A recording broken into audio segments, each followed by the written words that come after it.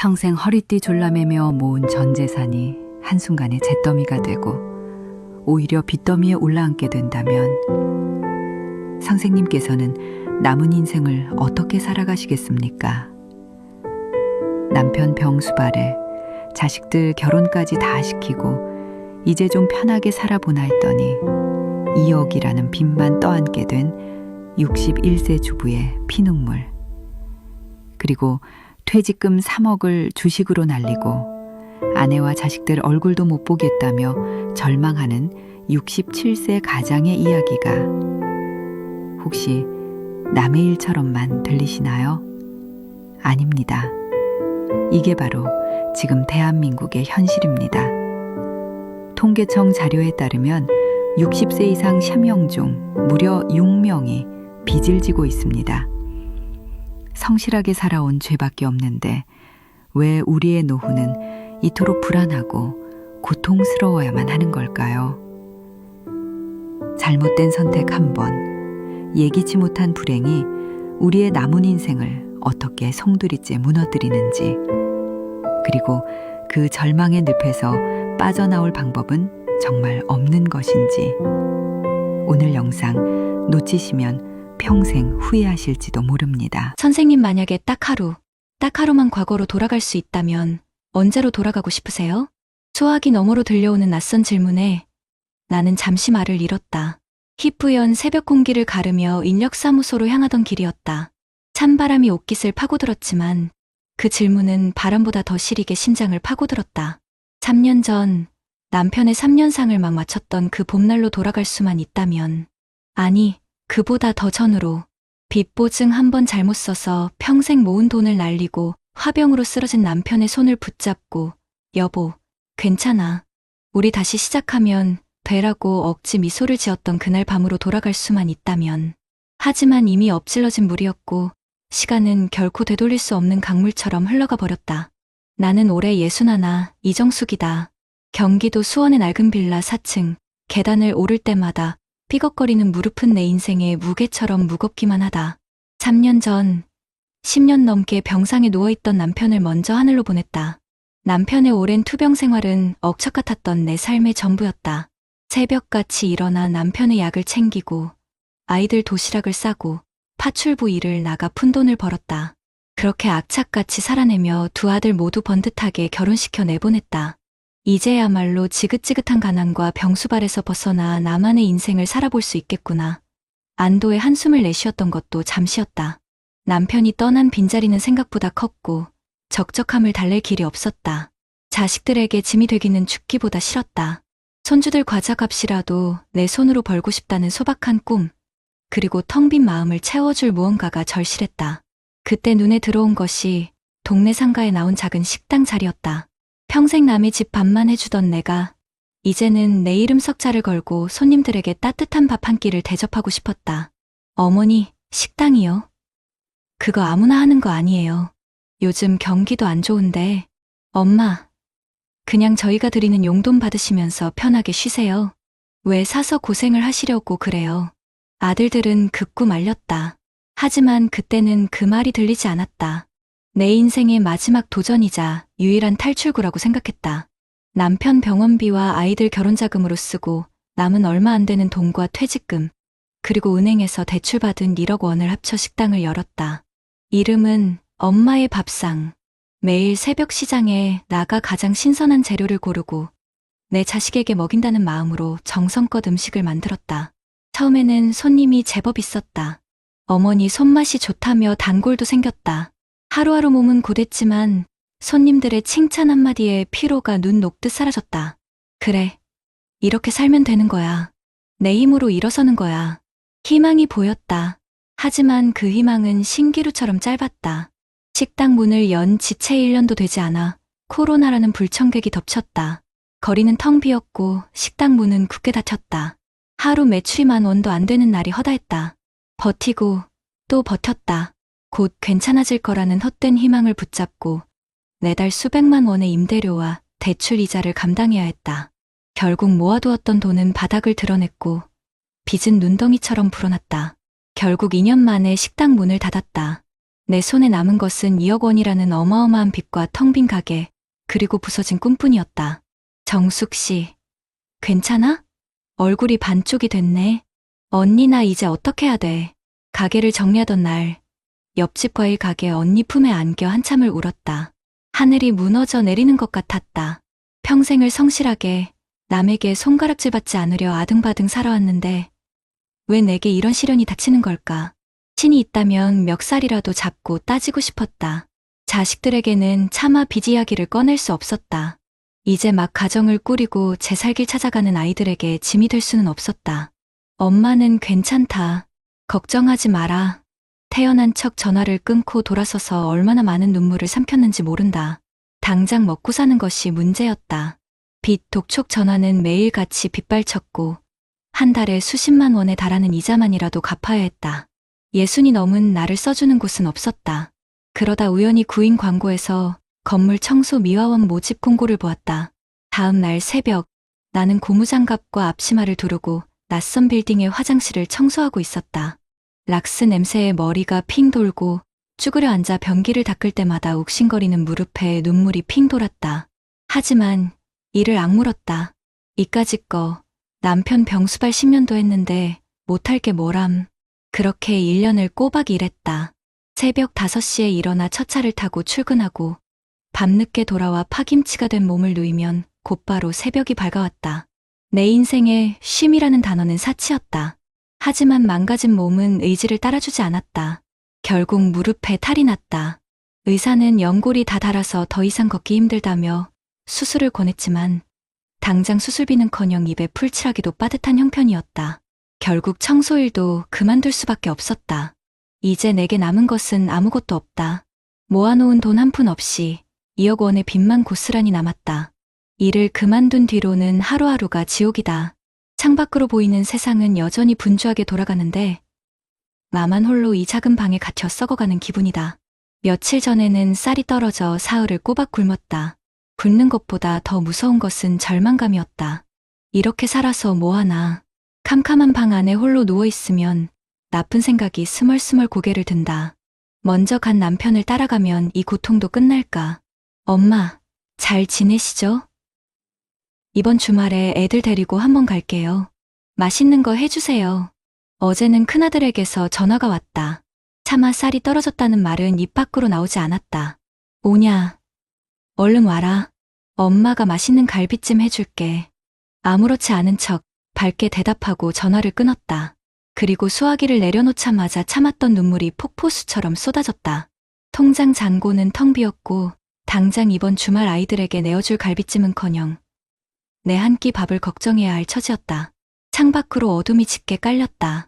이 밤이 지나면 또다시 절망의 아침이 밝아오겠지. 수면제를 털어놓고 잠을 청해보지만 빚독촉에 시달리는 악몽에 시달리다 깨기 일수다. 매일 밤 나는 베개를 적시며 기도한다. 신이시여, 제게 왜 이런 시련을 주시나이까. 성실하게 살아온 죄밖에 없는데 어째서 제 노년은 이토록 고통스러워야 합니까?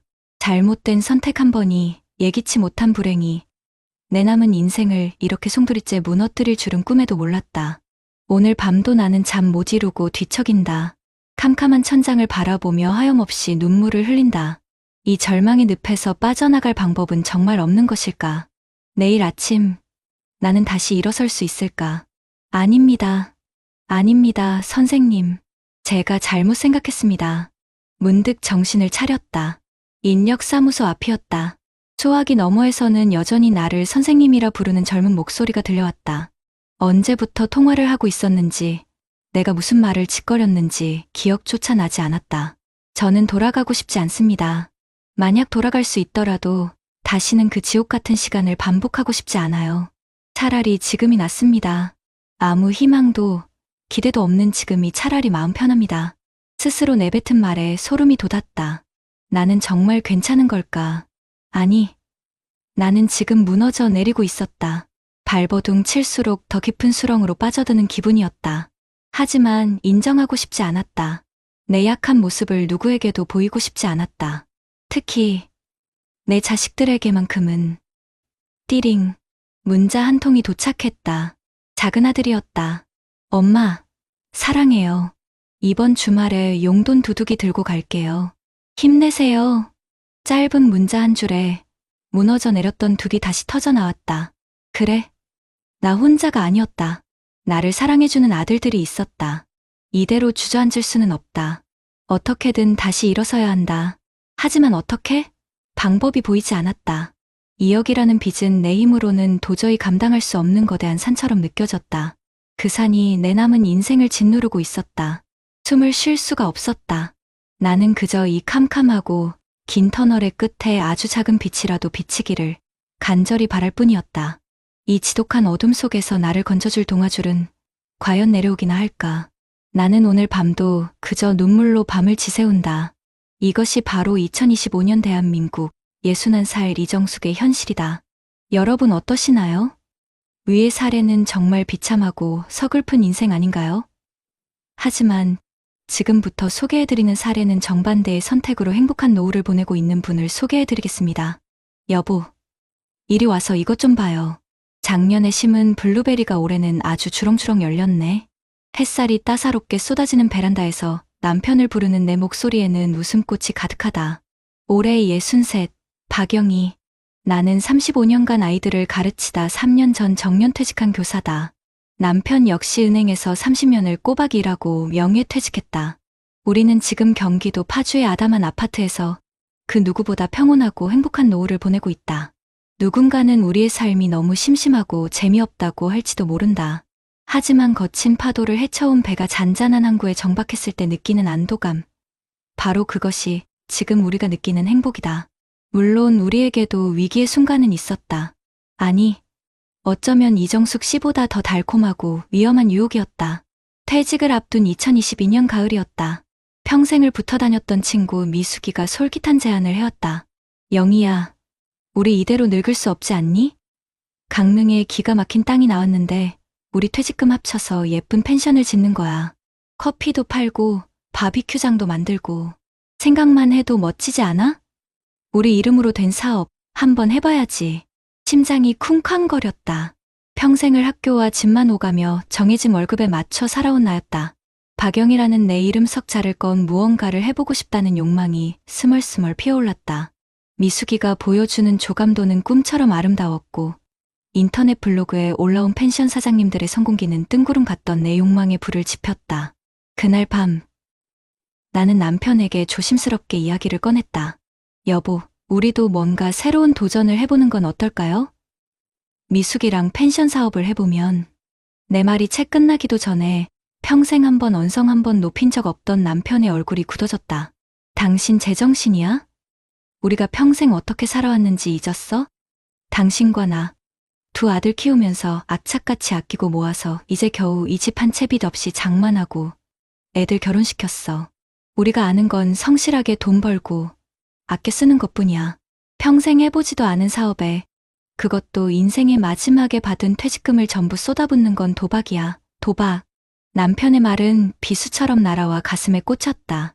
서운한 마음에 며칠을 냉가슴 앓았다. 내 인생 마지막 꿈이라는데 저렇게까지 반대해야 하나. 하지만 밤마다 잠 못 이루고 뒤척이며 생각은 점차 남편의 말에 무게가 실리기 시작했다. 우리는 사업가가 아니었다. 평생을 정직한 땀으로 월급을 받아온 봉급쟁이였다. 시장 분석, 마케팅, 손익 계산, 세무 아는 것이 아무것도 없었다. 우리가 가진 것은 한평생 모은 돈과 잘 될 거야라는 막연한 희망뿐이었다. 며칠 후 나는 미숙이를 만나 단호하게 말했다. 미숙아, 미안하지만 나는 못하겠다. 나는 그냥 내 분수껏 지금처럼 사는 게 마음 편할 것 같아. 미숙이는 너는 평생 그렇게 재미없게 살다 죽어라라며 화를 내고 돌아섰고 한동안 연락이 끊겼다. 그렇게 시간은 흘러 2025년 오늘에 이르렀다. 나와 남편은 매달 꼬박꼬박 나오는 공무원 연금과 국민연금을 합쳐 380만 원으로 생활한다. 누군가에게는 적은 돈일지 모른다. 하지만 빚 하나 없는 우리 집이 있고 불필요한 소비를 줄이니 이 돈은 우리 부부가 행복하게 살기에 부족함이 없는 생명수가 되어주었다. 우리는 아침마다 함께 동네 공원을 산책하고 오후에는 주민센터에서 나는 서예를, 남편은 탁구를 배운다. 주말에는 텃밭에서 직접 키운 상추와 고추를 따서 아이들 집에 나눠주는 것이 가장 큰 기쁨이다. 손주 녀석들이 할머니표 쌈장이 최고라며 엄지를 치켜세울 때면 세상 모든 것을 다 가진 기분이다. 얼마 전 미숙이에게서 몇 년 만에 전화가 왔다. 잔뜩 잠긴 목소리였다. 영희야, 나 그때 내 말이 맞았어. 펜션은 생각처럼 되지 않았다. 코로나 이후 여행 트렌드가 바뀌면서 손님은 줄었고 금리가 오르면서 대출 이자는 눈덩이처럼 불어났다.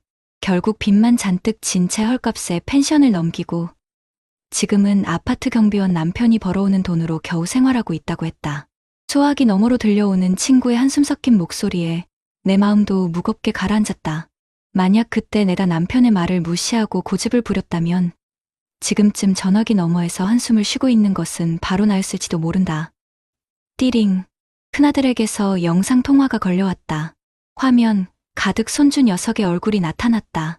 할머니, 저 주말에 할머니 집 갈 거예요. 할머니가 해주는 된장찌개 먹고 싶어요. 오냐, 우리 강아지. 할아버지가 텃밭에서 내가 좋아하는 애호박 따놨어. 얼른 와. 전화를 끊고 남편과 눈을 마주치며 웃었다. 통장에는 수억 원의 돈은 없지만 우리 마음은 그 누구보다 풍요롭다. 화려한 대박의 꿈을 쫓기보다 매일의 소소한 행복과 평온함을 지켜내는 것. 젊을 때 성실하게 쌓아올린 시간의 탑 위에서 조급해하지 않고 천천히 내 속도에 맞춰 걸어가는 것. 그것이 바로 내가 선택한 노후이고 나는 단 한순간도 내 선택을 후회한 적이 없다. 저녁 노을이 붉게 물든 창밖을 바라보며 생각한다. 내일 아침도 나는 사랑하는 남편과 함께 공원을 산책하고 서툰 솜씨로 붓글씨를 쓰며 웃음 지을 것이다. 이 지루할 만큼 평범한 하루하루가 내게는 무엇과도 바꿀 수 없는 가장 큰 축복이자 선물이다. 이것이 바로 2025년 대한민국 63살 박영희의 현실이다. 앞선 사례들을 잘 보셨나요? 이런 문제들과 관련해서 전문가들과 통계 자료를 소개해드리겠습니다. 방금 보신 61세 이정숙님과 67세 선생님의 이야기는 결코 남의 일이 아닙니다. 실제로 우리나라 60세 이상 10분 중 6분은 빚을 지고 살아가고 계시다는 통계가 있습니다. 평생을 가족을 위해 헌신하고 성실하게 살아왔는데 왜 노년기에 접어들어 이런 빚의 굴레에 빠지게 되는 걸까요? 전문가들은 몇 가지 공통적인 이유를 지적합니다. 첫 번째는 바로 준비되지 않은 창업입니다.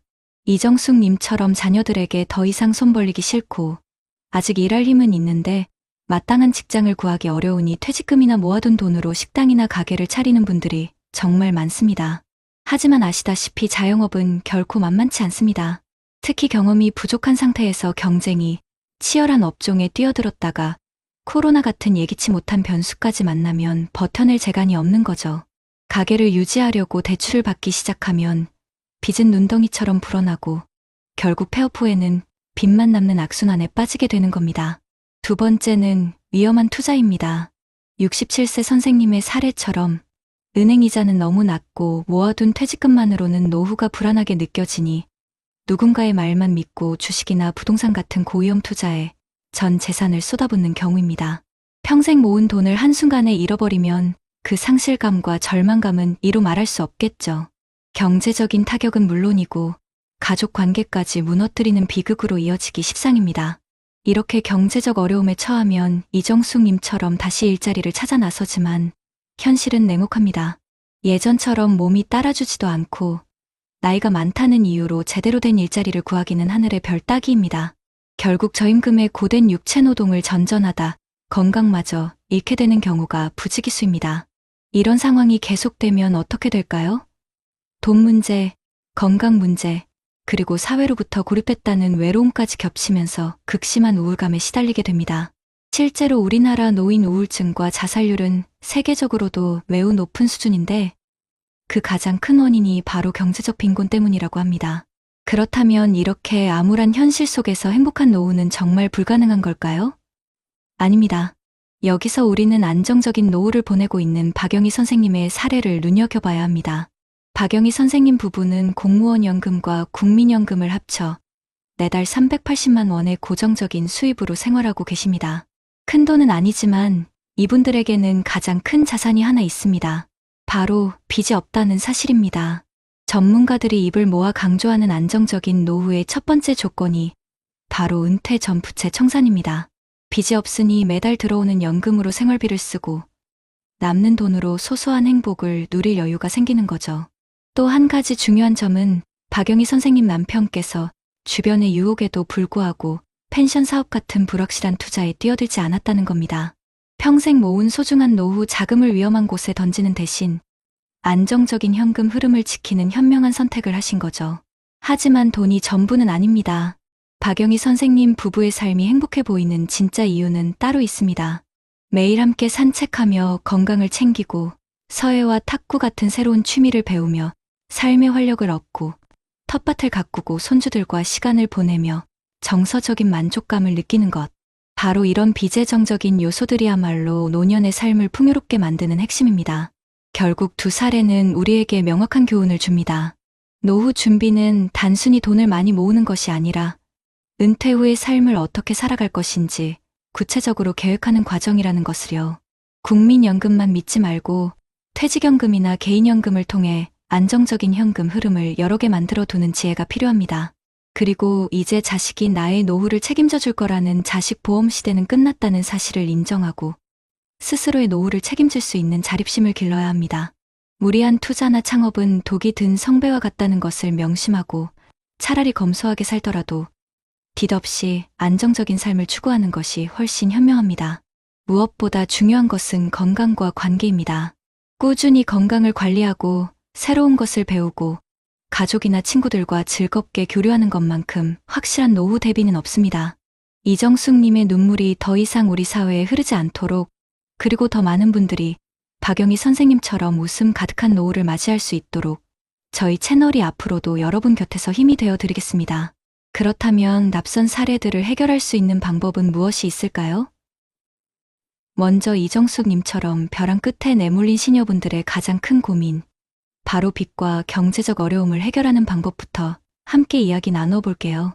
과도한 부채와 소득 단절은 노년기 삶의 기반을 송두리째 흔드는 정말 무서운 문제죠. 정부와 각 지자체에서는 이런 분들을 돕기 위한 다양한 제도를 운영하고 있습니다. 당장 소득이 없으신 만 65세 이상 어르신들을 위한 기초연금 제도가 있어요. 소득 하위 70%에게는 매달 약 35만 원 내외의 일정 금액을 지급해서 최소한의 생계를 유지하고 자녀들의 부담도 덜어드릴 수 있습니다. 이정숙님께서도 신청 자격이 되는지 꼭 주민센터를 통해 확인해 보셔야 해요. 그리고 감당하기 어려운 빚 때문에 힘들어하시는 분들을 위해 신용회복위원회의 채무조정 제도를 활용할 수 있습니다.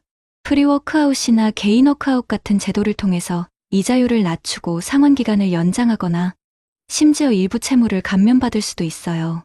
특히 만 70세 이상 고령자분들께는 추가적인 채무 감면 혜택도 주어진다고 하니 혼자 고민하지 마시고 꼭 전문가의 도움을 받아보시는 게 중요합니다. 집은 있는데 당장 현금 소득이 부족한 분들을 위해서는 주택연금, 그러니까 영무기지론도 아주 효과적인 방법이에요. 내가 가진 집을 담보로 맡기고 평생 혹은 일정 기간 매달 연금처럼 생활비를 받을 수 있어서 안정적인 노후 소득을 마련하는 데 큰 도움이 됩니다. 전문가분들은 노년기 부채는 혼자 해결하기 정말 어렵다고 강조해요. 그래서 이런 공적 제도를 적극적으로 찾아보고 활용하는 정보력이 무엇보다 중요하다고 입을 모읍니다. 그리고 박영희님 남편분 사례처럼 은퇴자금을 활용한 사업은 정말 신중해야 한다고 경고합니다.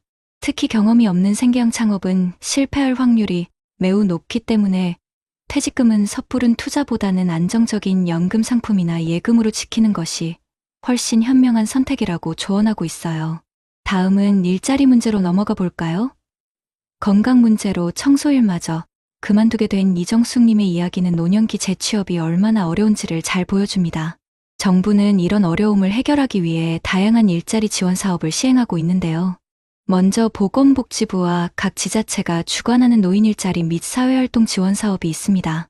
아동등하교 지원이나 공공시설 관리 같은 공익형 일자리부터 어르신의 경력과 역량을 활용하는 돌봄이나 교육 분야의 사회 서비스형 일자리까지 종류가 다양해요. 이걸 통해서 소득도 보충하고 사회 참여를 통해 활력과 자존감도 되찾을 수 있습니다. 만 50세 이상 퇴직 전문 인력이 자신의 지식과 경력을 활용해서 지역사회에 필요한 서비스를 제공하는 신중년 경력형 일자리도 있고요. 또 만 60세 이상 근로자를 고용하는 사업주에게 정부가 지원금을 지급해서 기업들이 고령자 채용을 늘리도록 유도하는 고령자 고용장려금 제도도 있습니다. 전문가분들은 노인 일자리가 단순히 돈을 버는 것을 넘어서 사회적 관계를 유지하고 건강을 증진하는 아주 긍정적인 효과가 크다고 말합니다. 하지만 지금 공익형 일자리가 저임금, 단기 계약 위주라는 한계도 분명히 지적하고 있어요.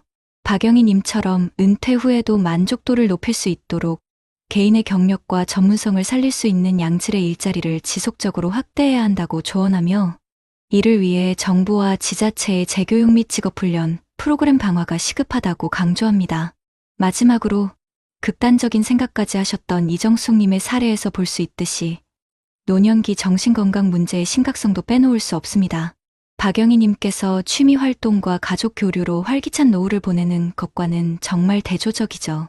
이런 마음의 병, 노인 우울증과 사회적 고립을 치유하기 위한 정부 정책과 제도들도 잘 마련되어 있습니다.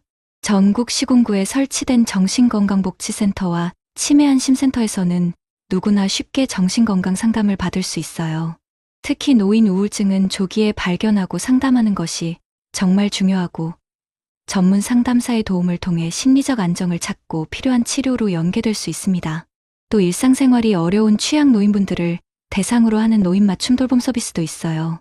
안전 확인, 가사 및 활동 지원, 사회 참여 등 다양한 서비스를 제공해서 주기적인 방문과 안부 전화를 통해 사회적 고립감을 해소하고 정서적 지지를 제공하는 아주 중요한 사회적 안전망입니다.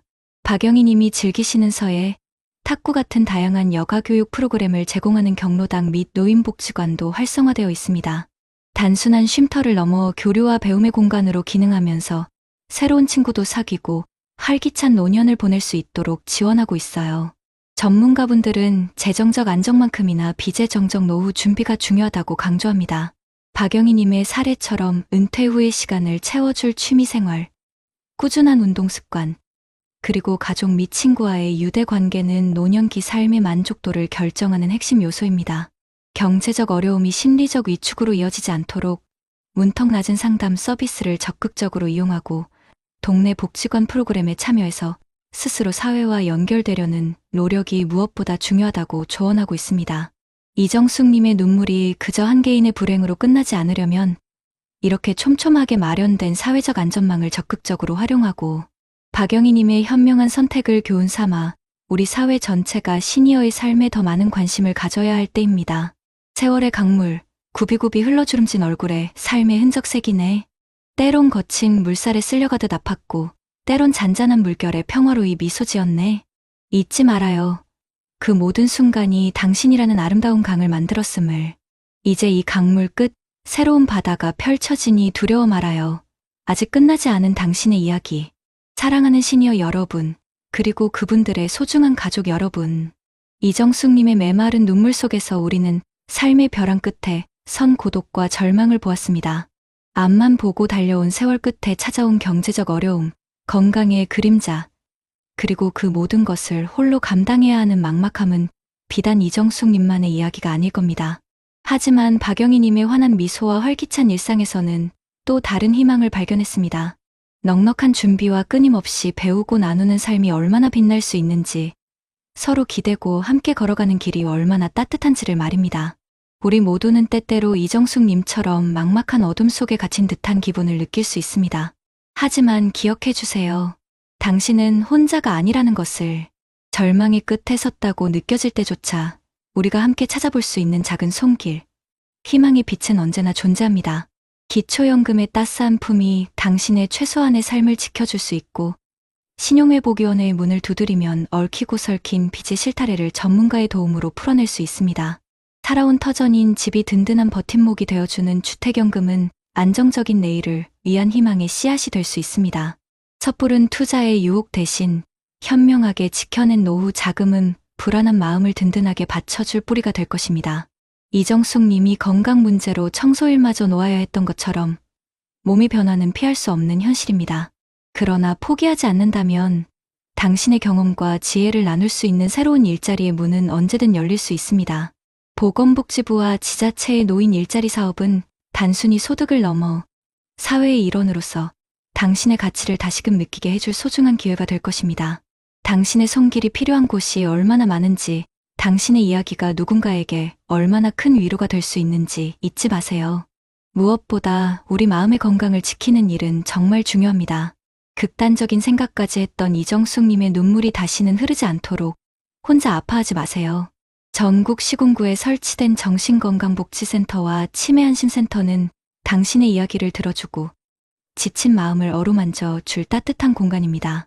박영희 님처럼 서예를 하고 탁구를 치며 새로운 친구를 만나고 함께 웃고 배우는 경로당과 노인복지관은 단순히 시간을 보내는 곳이 아니라 당신의 삶을 활기찬 색깔로 채워줄 행복의 씨앗을 뿌리는 곳입니다. 가족과 이웃, 그리고 사회와의 끈을 놓지 않는 것, 그것이야말로 진정한 행복을 만드는 비재정적 자산입니다. 사랑하는 시청자 여러분, 세월의 강을 건너온 당신의 삶은 그 자체로 눈부신 역사입니다. 비록 예상치 못한 파도와 역풍을 만날지라도 우리 안에는 그 모든 것을 이겨낼 지혜와 용기가 있습니다. 이정숙님의 눈물에서 우리는 더 늦기 전에 서로에게 손을 내밀어야 할 이유를 배웠고, 박영희님의 미소에서 우리는 아름다운 황혼을 위한 노력의 가치를 깨달았습니다. 누구에게나 나이 들면 찾아옵니다.